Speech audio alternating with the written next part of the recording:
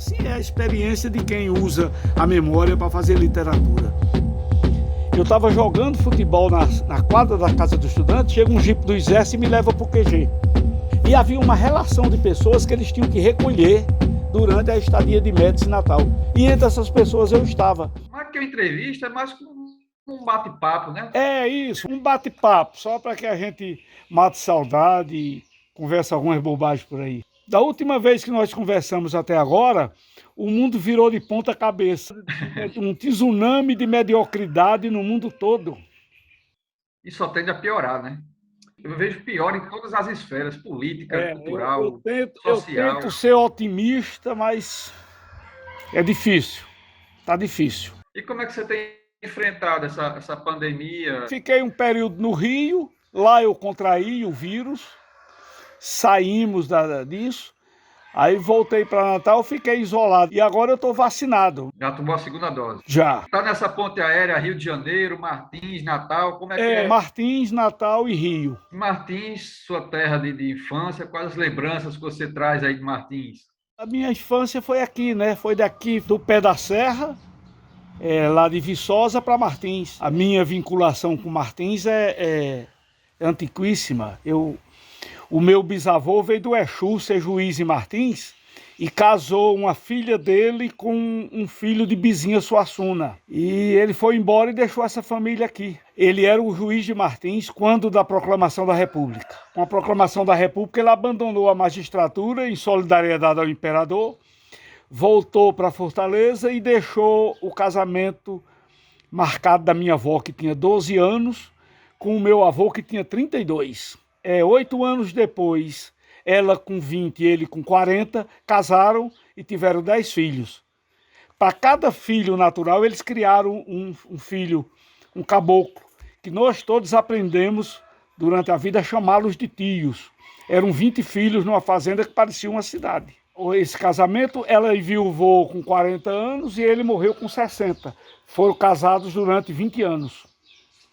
Deixaram, desses 10 filhos biológicos, um era minha mãe.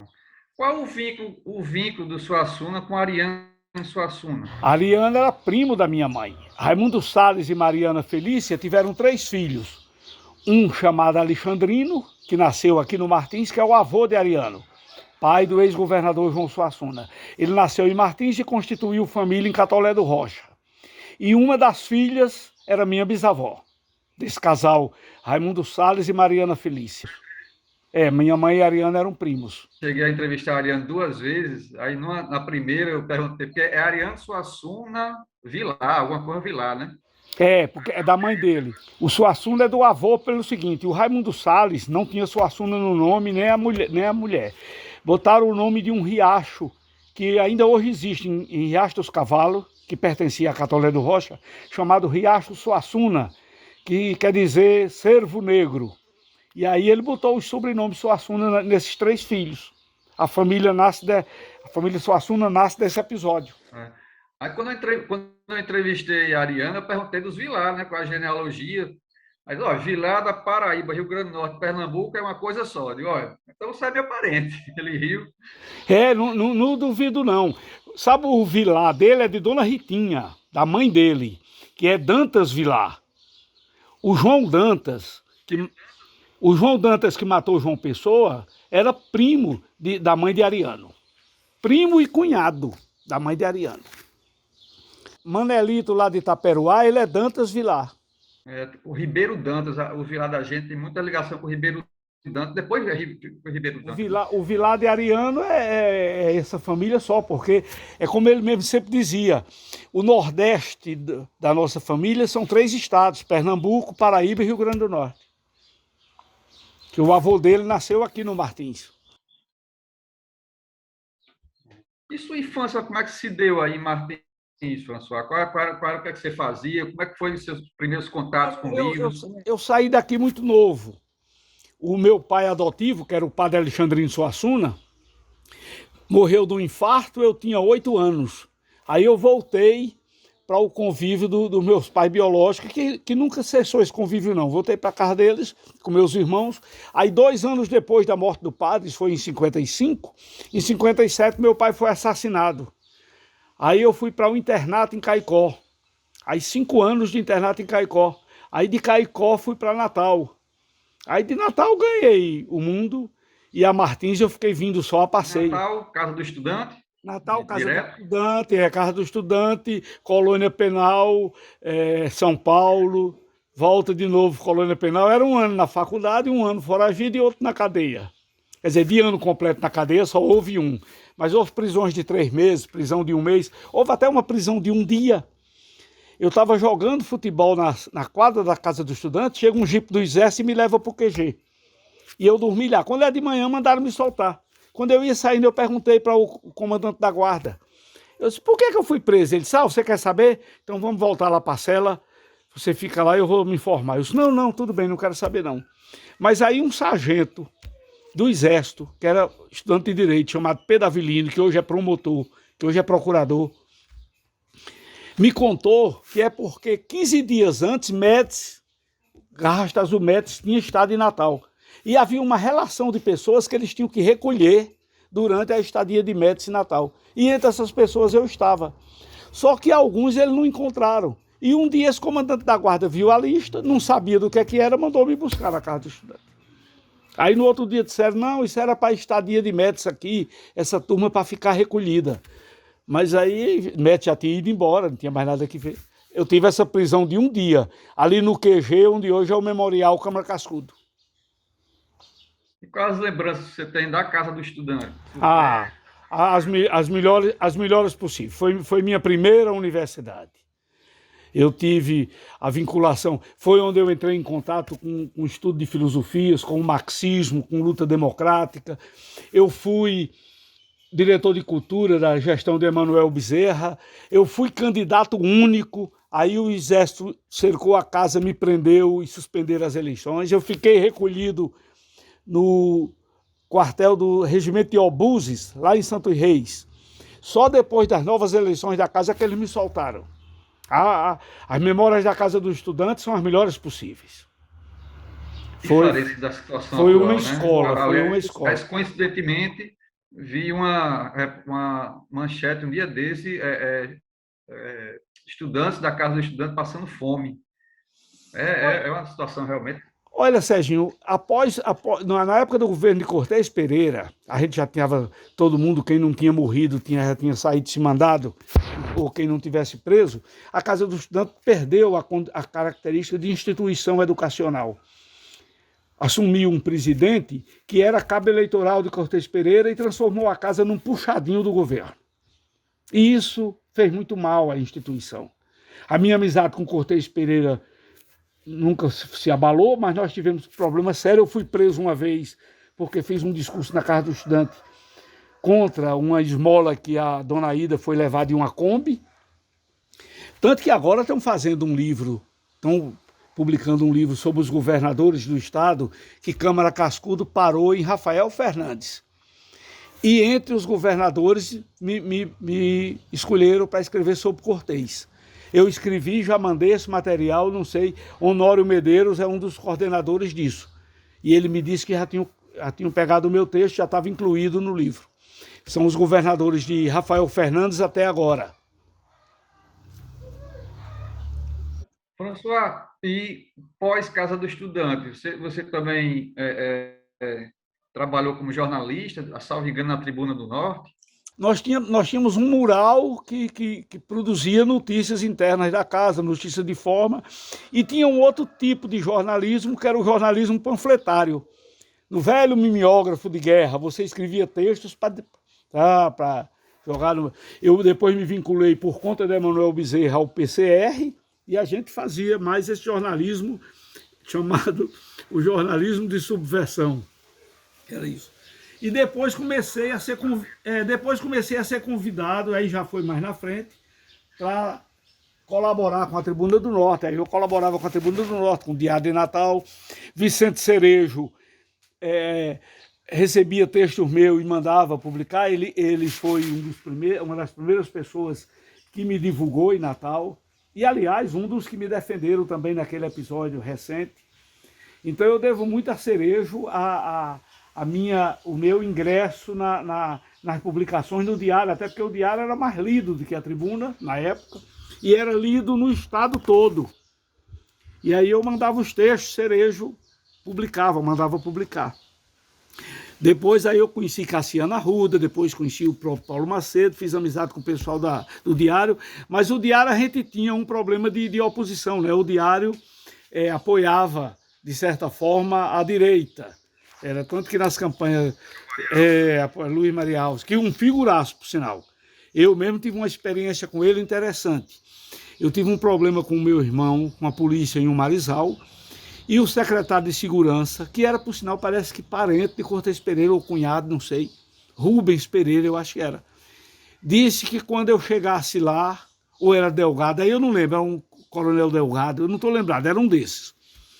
E ele deu uma declaração no jornal, porque publiquei uma nota violenta na Tribuna do Norte, com Zé Agripino, que era o governador, e lá numa brincadeira, o Zé Agripino devia se lembrar de João Dantas. Pegaram isso como mote e o secretário inventou dizer que eu tinha ameaçado Zé Agripino, mas disse que quando me chamasse eu ia gaguejar.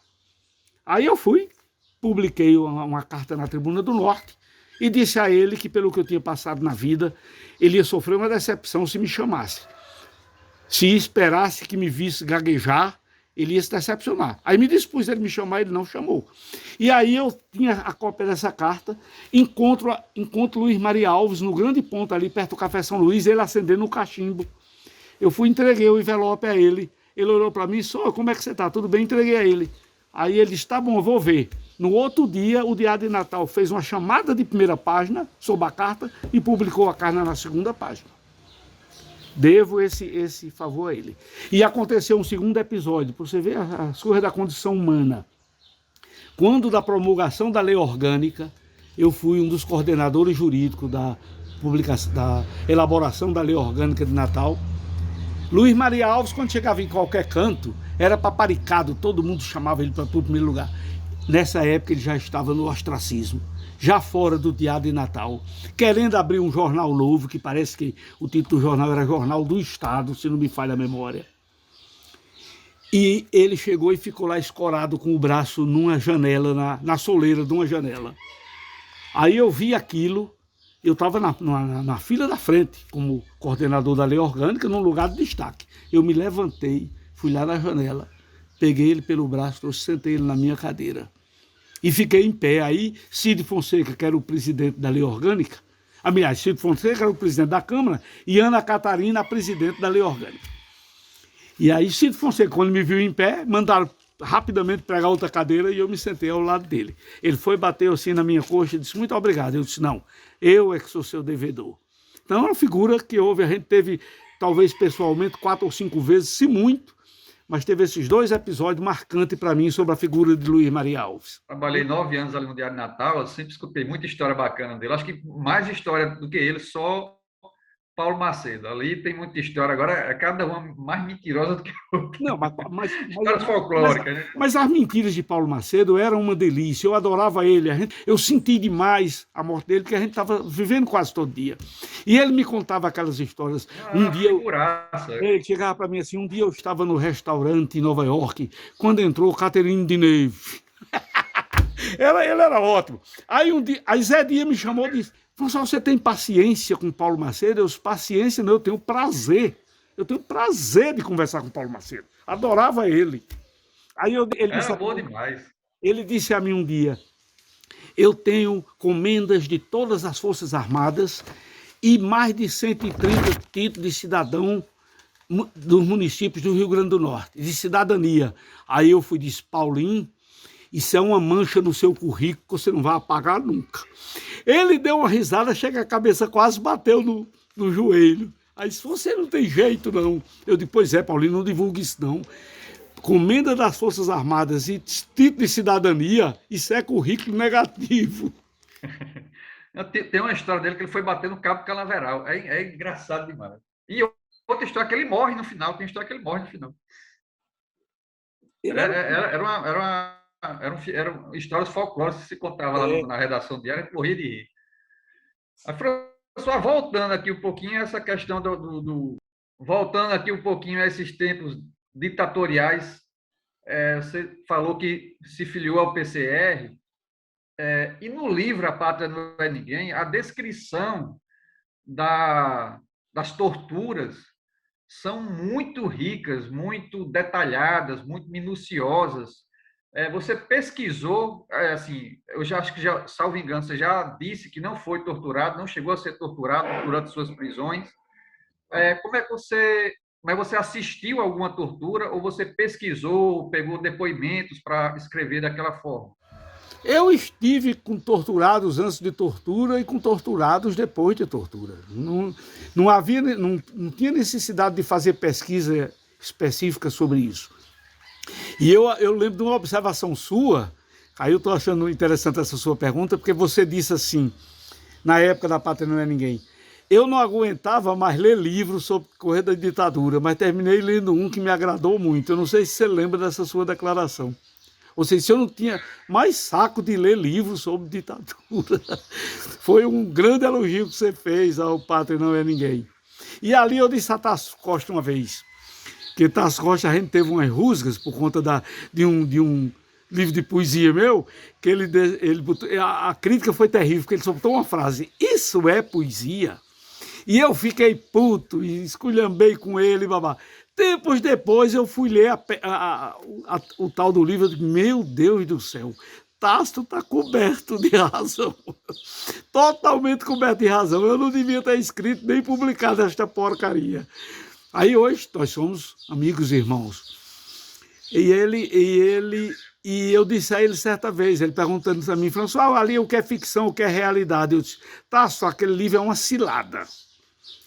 Quem disser que não é ficção, porque eu estou contando coisas que aconteceram, estará atribuindo a mim uma vida quase heróica. Então eu ganho desse lado, não é ficção. E quem disser aquilo é tudo mentira, não aconteceu nada, está me chamando de um bom ficcionista. Portanto, eu não tenho nada a perder, é uma cilada para a crítica. É muito visível, até pela riqueza de detalhes ali, que foi vivenciado. Ali foi uma coisa, foram cenários, situações vivenciadas. Mas é como disse Manuel Lopes, se você for, por exemplo, ler Remanso da Piracema ou Esmeralda, você pensa que muita daquela coisa ali eu assisti, aqueles relatos, por exemplo, do crime do Santuário do Lima, aquele crime houve, não exatamente com alguns dos nomes dali, mas houve. Aquele envenenamento do padre lá no Lima. E eu não só a riqueza de detalhes daquilo ali, mas inclusive da genealogia de algumas famílias de Patu que se surpreenderam. Como é que você sabia dessa história de meu avô, de meu bisavô, não sei de quê? A gente vai colhendo, como dizia Kelso, você vai passando como se fosse um imã num ambiente de pedaços de metais, de pedaços de prego, e o imã vai catando e juntando. Assim é a experiência de quem usa a memória para fazer literatura. Porque eu acredito também de que literatura é forma, é criação do texto, mas na ficção a memória é imprescindível. Assim, a segunda edição teve algum acréscimo de conteúdo significativo? Nessa segunda edição, não, nenhum.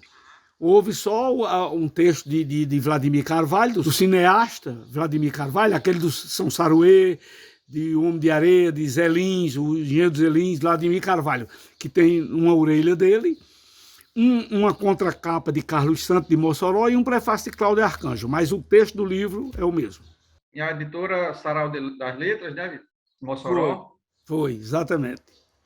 Uma segunda edição só para restrita, muito restrita, porque A Pátria Não É Ninguém, ele teve uma edição de 2.000 exemplares, depois mais de 1.000, e essa agora foi uma edição de 300 exemplares. Foi um convite de David de Medeiros Leite para que o livro fosse reeditado pela Sarau das Letras? Davi e o próprio Cláudio Arcanjo. Mas eu não pretendo mais, Serginho, aliás, eu não pretendo mais publicar nada. Aliás, tem um livro que eu estou tratando, que eu estou escrevendo já faz algum tempo, que é a República, ou Retalhos de República, que vai desde o golpe de 16 de novembro de 89, que não foi no dia 15, foi no dia 16, até o início da ditadura. Já está um calhamaço e eu estou ainda na eleição de Rui Barbosa contra Hermes da Fonseca. Quando Rui Barbosa saiu do papel de acusador e passou a apuração toda se defendendo. Porque as apurações levavam meses naquela época. E Rui Barbosa, na campanha civilista, era a campanha da pureza. Lá pras tantas, no meio das apurações, aparece um telegrama de Cicinato Braga, um dos cabos eleitorais de Rui Barbosa, orientando o pessoal na Bahia para onde não tivesse, quando comparasse na ata, tivesse voto branco ou nulo, passar para Rui Barbosa. E esse telegrama vazou e Cicinato não teve como negar, e Rui Barbosa passou o resto da apuração se defendendo. Fatos que pouca gente conhece, que pouca gente conta.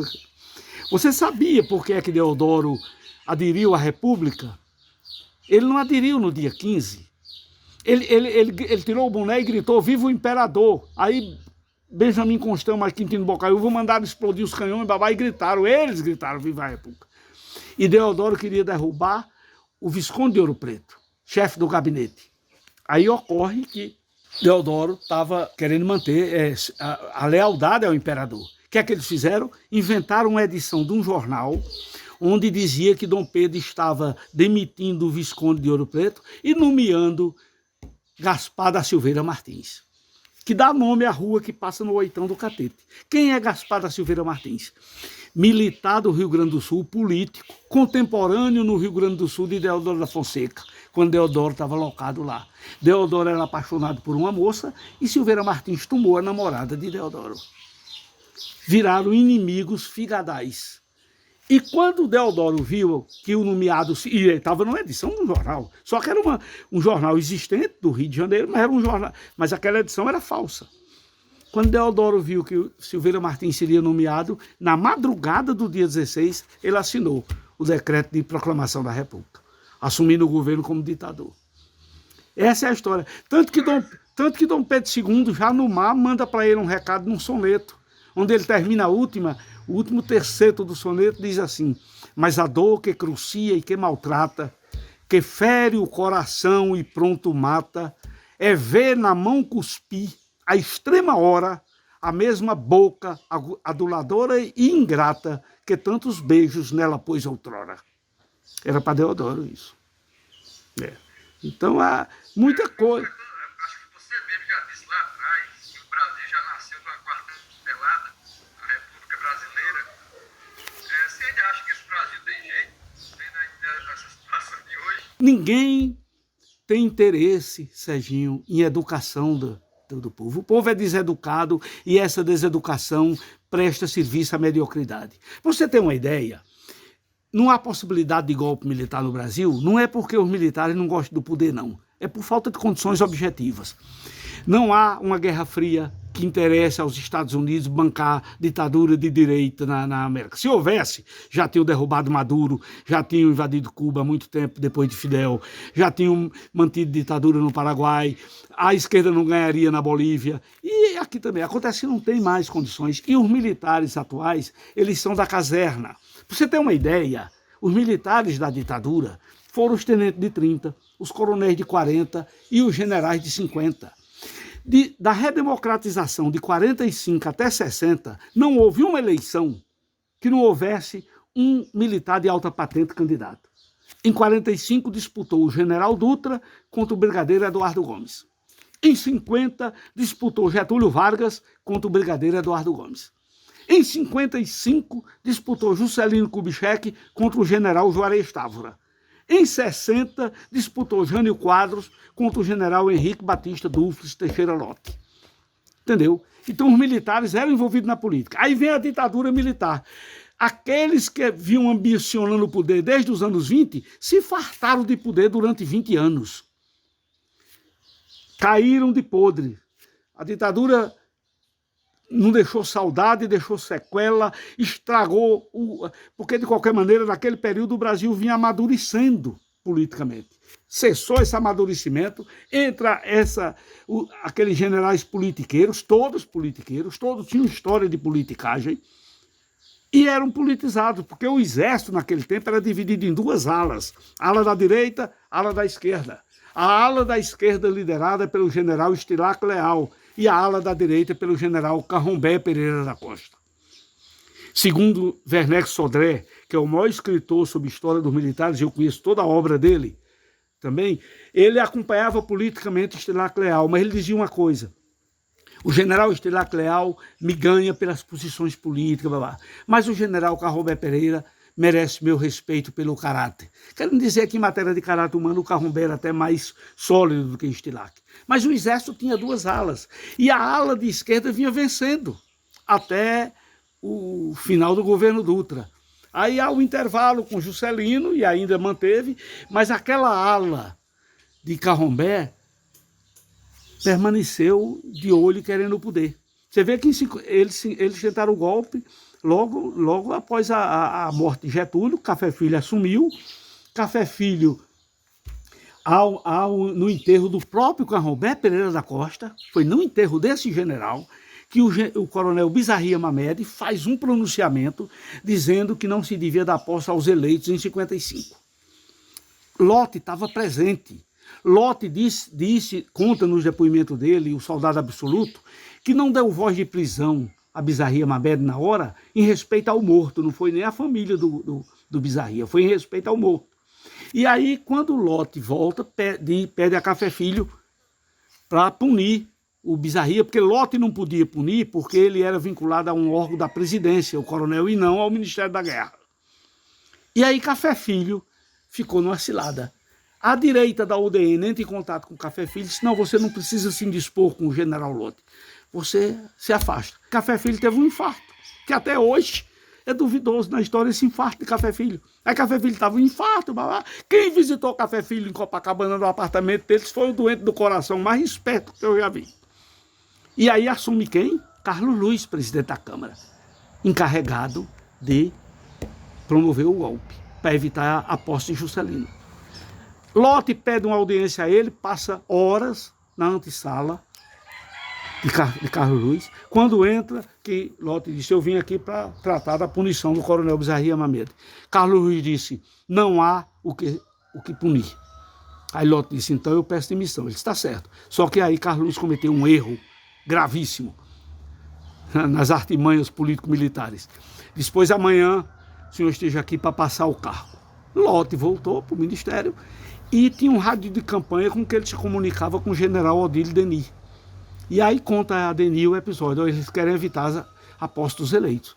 Aí Denis disse: você pediu demissão? Pedi. Já deu posse ao outro ministro? Ele disse: não. Ele disse: então você ainda é ministro. Ponha os tanques na rua e evite esse golpe. Lott pôs os tanques na rua. Depois, Carlos Luiz foi para o navio Almirante Tamandaré, juntamente com Pena Boto e Carlos Lacerda, para irem para Santos. Levaram um tiro de canhão de aviso e iam para Santos, em São Paulo. Aí Jânio Quadros era o governador de São Paulo: se não venham para cá não, que aqui vocês ficam pão e água. E aí, Café Filho disse: eu volto. Aí Lott disse: não, o senhor continua doente. Cercaram o apartamento dele em Copacabana. Não, presidente, o senhor continua doente. E deu posse a Nereu Ramos, senador catarinense, que era presidente do Senado. Aí Nereu Ramos que deu posse a Juscelino Kubitschek. Então, era esse o quadro militar da época. Os militares eram envolvidos com a política até o olho da cabeça. Agora não. Agora é outra história. Essas babaquices de Bolsonaro: meu exército, minhas forças armadas, não tem general nenhum interessado em tomar o poder. Está aí um babaca agora que entrou no Ministério da Saúde, está se borrando de medo de uma CPI. Você acha que, do mesmo jeito, isso é opinião minha, que o lulismo, o petismo elegeu o Bolsonaro, você acha que pode ocorrer o contrário agora? Eu acho que sim. Ele pede. Olha, porque é uma coisa que você pode resumir. Os petistas ficam putos de raiva comigo quando eu digo para eles: a ditadura produziu Lula.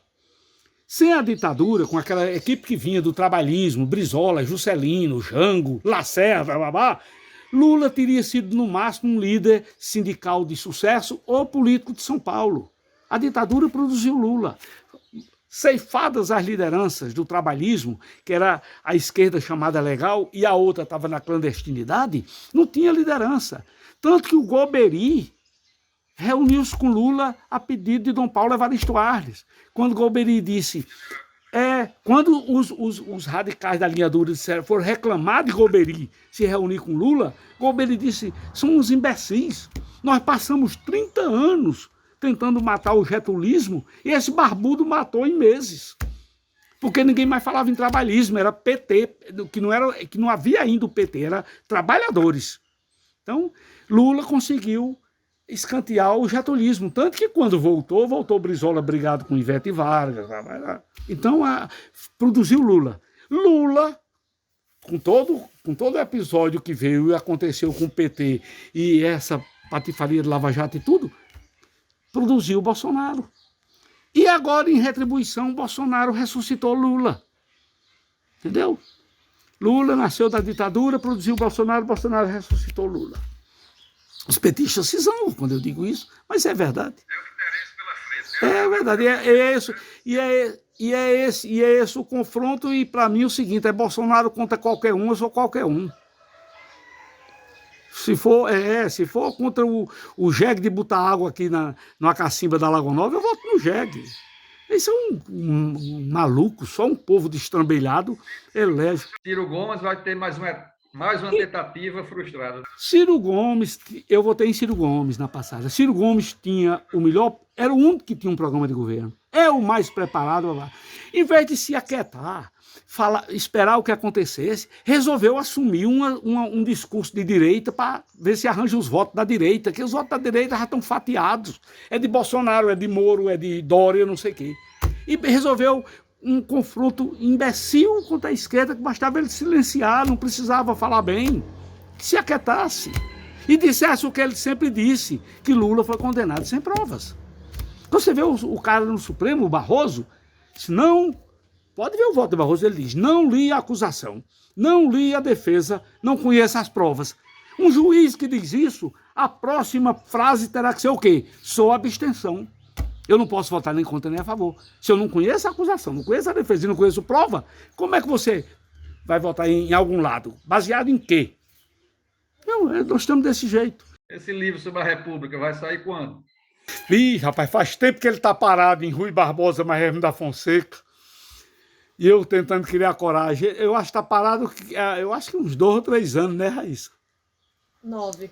9 anos está parado. É mesmo. Por aí. Pelo amor de Deus. Não, um 7. Eu tava Eu nem lembrava mais, mas tá. E almejar algum cargo executivo aqui, como gestor de fundação, alguma coisa desse tipo? Não, pelo amor de Deus. Olha, se tem uma palavra que eu nunca mais tinha ouvido, essa sua, porque ela nunca mais fez parte de almejar. Não. Academia de Letras, rapaz. Seu nome sempre que tem uma... Eu já tive convite várias vezes. Eu disse isso uma vez a Ariana e depois disse a Alex Medeiros, ele até publicou. Academia de Letras é infantilidade da idade intelectual. Eu até ia perguntar quando eu citei Davi de Medeiros Leite, né, com relação ao Sarau das Letras, porque Davi concorreu agora, né? Perdeu, não foi? Perdeu para algum advogado, não estou lembrando o nome, mais um advogado, né? Mais um jurista.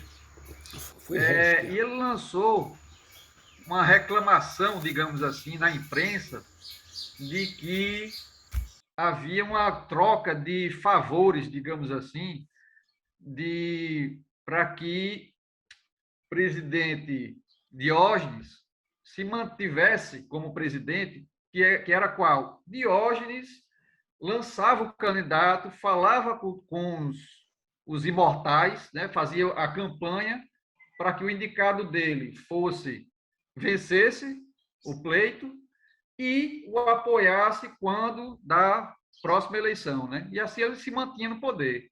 O que é que o senhor acha desse cenário? Pois é, eu nem sei dessas histórias. Eu sempre achei uma coisa muito, muito do século XVIII, essa história de academia de ciência, academia de letras. Essa coisa não... E tem essas instituições... tem o dom da perpetuidade da direção. Você vê o Instituto Histórico, passou o menino lá, o Petrovic, sei coisa. Na Academia de Letras, quando foi aos tragédias de Ataíde, foi 30 anos. Jorge da Cunha Lima é o atual dono da academia. Eu fui uma vez na academia e disse a Vilma, não me mande mais que eu não vou. Eu fui representar a Vilma na posse de Ana Maria Cascudo. E Paulo Macedo sentou ao meu lado. Quando Paulo Macedo sentou ao meu lado com aquele negócio aqui, que eu não sei como é que ele chama, capelo, sei lá. Aí Um babadouro, né? eu disse, Paulinho, você conseguiu ficar mais ridículo de que andando de bermuda no Ayama. Ele, como me fala embaixo. Não é. Eu estou dizendo isso porque eu digo abertamente. Quando o Manuel Rolf ligou, eu estava no Rio com a história dessa proposta, era de eu não vou dizer o candidato qual era, que disse, não, porque a gente queria uma pessoa mais livre de literatura. Aí eu disse, Rolf, eu tenho pela academia o maior respeito, e pelos acadêmicos também. Por esses que você está me dizendo que estão endossando o convite, e pelos outros que você nem falou, e pelos que não querem votar em mim. Não me interessa. Tenho o maior respeito. Mas não faz parte da minha vontade participar de uma instituição dessa. Por quê? Primeiro, eu não vou frequentar. Aí você ser membro de uma instituição que não vai frequentar. Só para ostentar o título, eu acho a coisa mais bocó da condição social humana a história de título. Fulano de tal. Aí dá esses títulos que agora os ministros de Bolsonaro, né? Um que fez concurso numa universidade que nunca existia, outro que teve uma universidade que existia, mas nunca fez curso nenhum. E é isso. Papel aguenta tudo. E título, mesmo os títulos verdadeiros, ostentá-los, para mim, é pouco inteligente. A ostentação deve ser feita por fora. Tem uma lição do sertanejo. Nunca diga nada de bom sobre você, deixe que os outros digam. Se os outros disserem, tem credibilidade, até se for mentira. Mas se você disser, mesmo sendo verdade, fica uma pontinha de dúvida. O que é que você tem lido, François? Rapaz, muito pouco. Eu li, recentemente, Tião Carneiro mandou um livro, um calhamaço, que é, por sinal, o título é Taça de Vinho. Tem agora um de Davi, que chegou aqui, Davi Leite, me pediu para eu ler, para dar opinião. Para mim, rapaz, me mandou. Hein? O Tião Carneiro ficou de mandar esse livro para mim até agora. Eu gosto de Tião, gosto do jeito dele escrever. Ele é um escritor despretensioso, mas é uma figura agradabilíssima e tem o texto engraçado, ele brinca com as coisas, eu gosto. E aí comentei, ele botou assim, voé, François. Tem esse de Davi que eu vou ver agora, li, já faz algum tempo, um de Racine, para escrever uma orelha, porque ele foi muito esperto. Ele telefonou para mim e disse, eu espero que você goste. Aí eu até botei isso na orelha, eu disse, vale-me Nossa Senhora, e se eu não gostar, o que é que eu faço? Mas gostei, escrevi a orelha, ele publicou lá. Mas o resto das coisas eu tenho lido mais, Serginho, pela internet. Jornais, notícias de UOL, essa coisa. E, vez ou outra, escrevo alguma coisa para o meu blog. Acompanho o blog de Carlos Santos, vez ou outra eu abro Substantivo Plural, abro Carlos Santos, lia Renato Dantas, que faleceu agora, abro alguns tweets, os tweets de Alex Medeiros, de Ailton Medeiros, que eles não se batem, mas eu digo que são primos, a Luiz Lacerda, tem uns que eu abro regularmente, e outros mais dificilmente. Então, então, essa rotina martinense, sem tantas leituras, o que é que se faz por aí? Uma cachaçinha lá no pé da serra? Final da tarde, cerveja, eu tomo cerveja todo dia. Tanto que meu cardiologista, quando eu vou fazer o exame final, se mexer na cerveja, eu mexo no médico. Aí disse, não, mas Manelli, mamada. Aí curtindo os netos, curtindo as molecas, tá tudo aqui, vieram todos do Rio por conta da pandemia, estão trabalhando pela internet, um menino tendo aula também pela internet. Passar esse período aí, né? Eu por mais que esteja me cuidando, eu não sei se... Porque, claro, a gente sai para um canto ou outro, por necessidade, eu fico com medo de passar para... Minha mãe mesmo faz tempo que eu não vejo. Mas passar esse negócio aí é marcar, para tomar cerveja. É isso aí, vamos sim. Inclusive, eu estou com um projeto que acho que vai dar certo, até acho que brevemente, de fazer mapeamento cultural dos municípios, como a gente fazia na Preá, eu vou fazer para o blog. Serginho, você vê as coisas dos petistas, vocês vão comigo que eu não sou petista, eu sou de esquerda, mas não sou petista.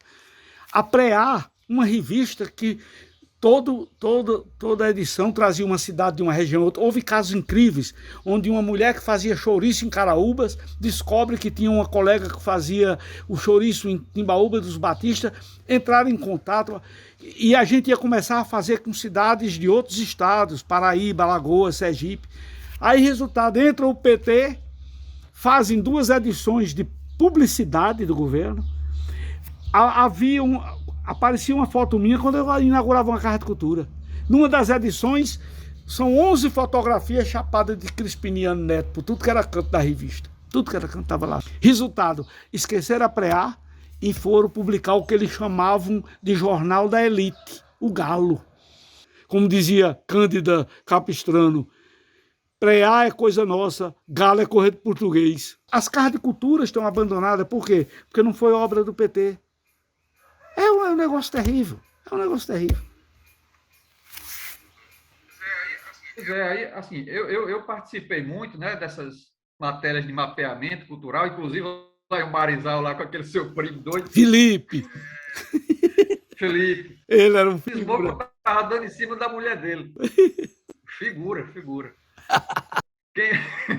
Quem participou, quem viu a importância desse mapeamento cultural, rapaz, os artistas tinham uma visibilidade que eles não tinham e nunca iriam ter. Aí eu fiz o projeto, escrevi o projeto, apresentei para um primo meu que tem muita influência com a FEMURN, com a Federação dos Municípios e tal, para ver se ele conseguia patrocínio, e eu acho que vai dar certo. Então, eu vou ver se eu consigo resgatar isso aí, lá para o blog. Aí eu passo, mesmo naquele mesmo sistema, né? Eu vou para lá, para o município, passo 2 dias, faço aquele mapeamento e escrevo para o blog. Pronto, pois esse material desses municípios, eu acho que vai enriquecer muito o site. E eu vou, em vez de ir com fotógrafo, eu vou com videomaker para fazer um documentáriozinho sobre cada cidade. Raíssa está falando. Bacana. Diga aí. Raíssa, não, se você precisar de videomaker, estamos por aqui. Até a vacina. Pois vamos. E eu quero justamente a pessoa com uma acessibilidade um pouquinho mais aguçada, né? Para fazer aqueles vídeos meio que institucional, né? Agora, François, deu uma sacada depois na coluna de Manuel Noff, tem uns textos muito bons dele. Sim, eu li recentemente o Desafio da Palavra. Muito bom. Eu até digo que Manuel, Racine ligou para mim um dia desse, pedindo um conto para publicar, não sei o quê. Se Manuel Noff está para a literatura potiguar, como Cascudo está para a cultura popular.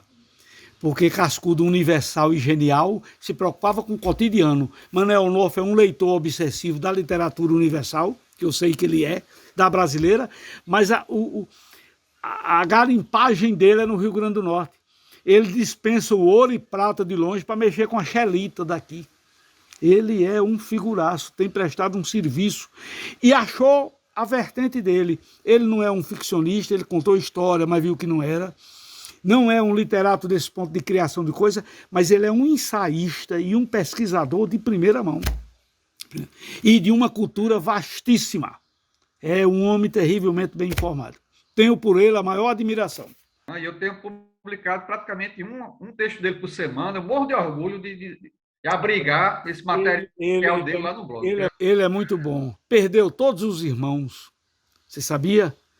Perdeu todos os irmãos. Ele está sozinho da família. Morreram 3 irmãos e uma irmã. Aquele irmão dele, Cícero Neto, era uma referência internacional sobre lixo, tudo. Cícero Neto, Guaraci, Érico e Sônia, foram todos companheiros meus de infância. Onofre não, Onofre era mais velho, tinha ido embora, mas os irmãos dele todos foram meus companheiros de infância. A última vez que eu me reuni com ele foi...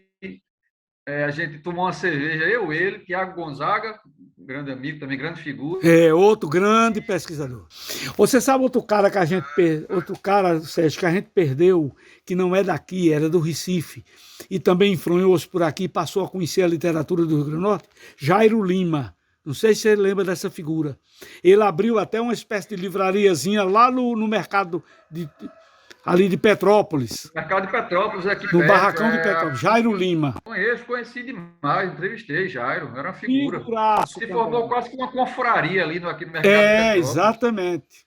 Muito amigo meu, gostava muito dele. Aqui, alguma coisa.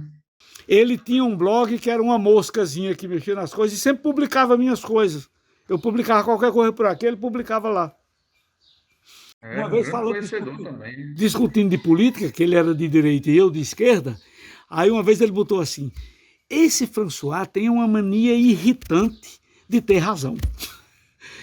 Porque eu quero discordar, mas está dito de um jeito que eu não tenho como discordar. Ele era um figuraço, era um figuraço.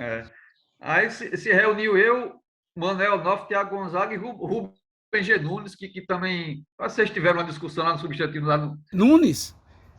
G. Rubem Nunes? G. Ah, figuraço, romancista. Aposentado da Marinha. Não é? Ele não é aposentado da Marinha? É um grande admirador seu. Um texto excelente o dele. A gente teve uma vez uma discussão lá no Substantivo Plural, uma discussão interessante que produziu uma amizade, sem a gente se ver pessoalmente. É a história de uma discordância que produz amizade e respeito. Eu hoje sou leitor das coisas dele, tenho o maior respeito por ele. Gosto muito dele. É um figuraço. Não, e depois eu soube de opiniões de pessoas sobre o caráter dele. Uma excelente figura. Até com minha ex-professora, professora Carmen, professora de filosofia, muito boa também.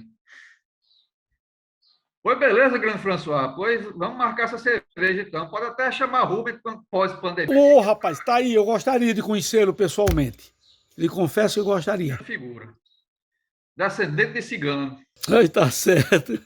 Vamos fazer isso. Meu irmão, abração bem grande para você. Abração, François. Valeu, para sua molecada, para sua tropa toda de casa. Lembro de você, pai. Neto, não tem cor melhor, você, não. pai. Lembro de você, buchudo, e lembro de você, pai.